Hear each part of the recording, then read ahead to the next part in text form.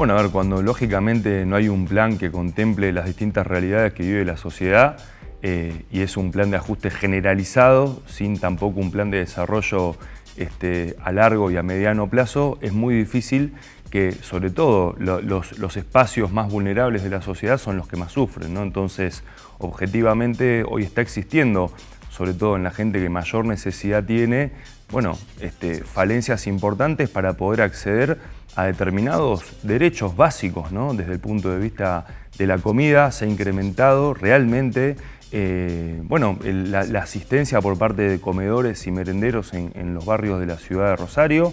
Desde el punto de vista de la salud pública, mucha gente que tenía quizá alguna obra social o alguna prepaga, dejaron de tenerla y todo eso se incrementa, obviamente, la atención del sistema de salud pública.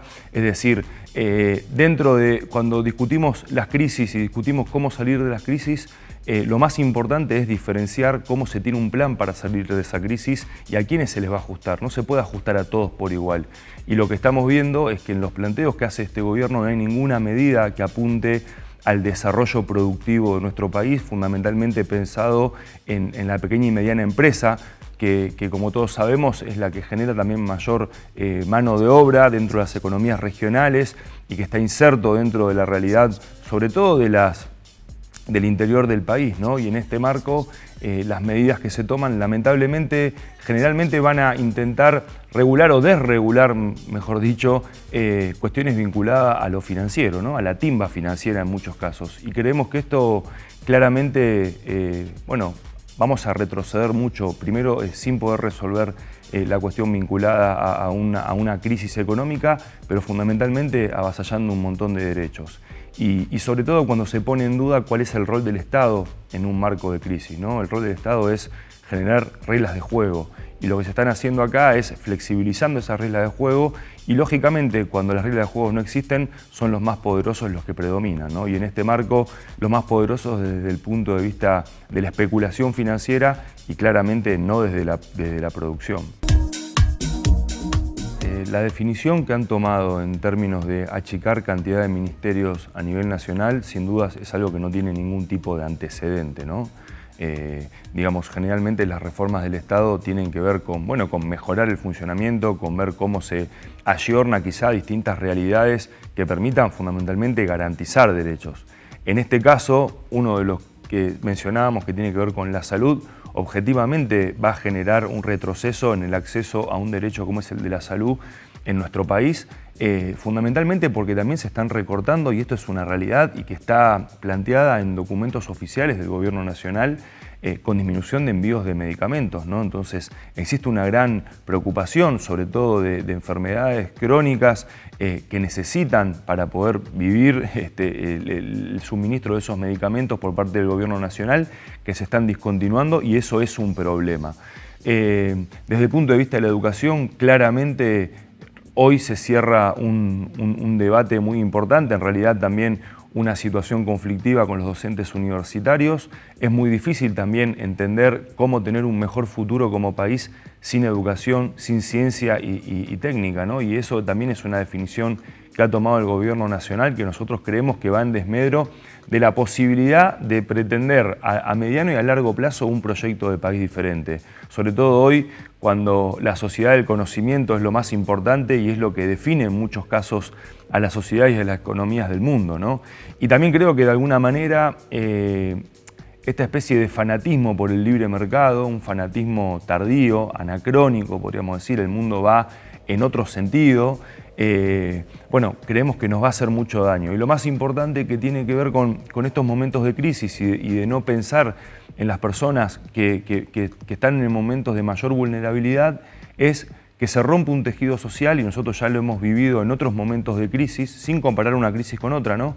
Pero esas roturas de tejidos sociales lleva décadas y décadas para volver a reconstruirse, ¿no? Entonces nos preocupa mucho también, fundamentalmente, que las instituciones nuestras de la democracia estén a la altura de las circunstancias del momento que estamos viviendo para dar respuestas acordes. Nosotros, para darte un solo ejemplo, el laboratorio de fabricación pública de medicamentos que existe tanto en la ciudad de Rosario como a nivel provincial, sin duda es un ámbito donde se piensa esto, ¿no? El acceso a la medicación y la fabricación de medicamentos para garantizar derechos y no como un negocio. Hay muchos medicamentos que fabrica el laboratorio público de medicamentos que no están en el mercado, porque no son un negocio, pero sí son un derecho que hay que garantizar. Entonces, en este marco, digamos, es donde tiene que poner las reglas de juego el Estado. Y lo que nosotros estamos viendo es que esto es lo que pasa, porque uno puede no coincidir conceptualmente o ideológicamente con alguna medida que tome el gobierno. Lo que pasa es que uno no le encuentra la lógica, ni siquiera es una diferencia conceptual o ideológica, ¿no? Es decir, son medidas que realmente uno no entiende para dónde apuntan. Y creo que esto, desde financiar también a las provincias, desde financiar a los municipios, es algo muy grave porque rápidamente vamos a ver cómo el acceso a muchos derechos cotidianos a los cuales todos accedemos, se va a empezar a complicar el acceso, ¿no? Yo creo que es importante que en los debates que se están dando hoy en día a nivel nacional, en términos del vínculo entre las provincias y el gobierno nacional, sea un ámbito y un diálogo maduro, ¿no? Porque yo también creo que ellos informan sobre las medidas que toman, no las dialogan. Y si no hay un diálogo real y una planificación con un mínimo acuerdo en un momento de crisis, va a ser muy difícil poder resolver problemas que son estructurales de nuestro país, ¿no? Porque también hay que decir que no es algo nuevo la pobreza o el desempleo. Sí, lo que tenemos que ver es cómo realmente como un conjunto de argentinos tenemos propuestas un poco más a largo plazo. Y creo que eso no se hace imponiendo, sino que se hace dialogando. Desde el punto de vista local, como concejales, obviamente tenemos las facultades para trabajar en términos de cosas de la ciudad, ¿no?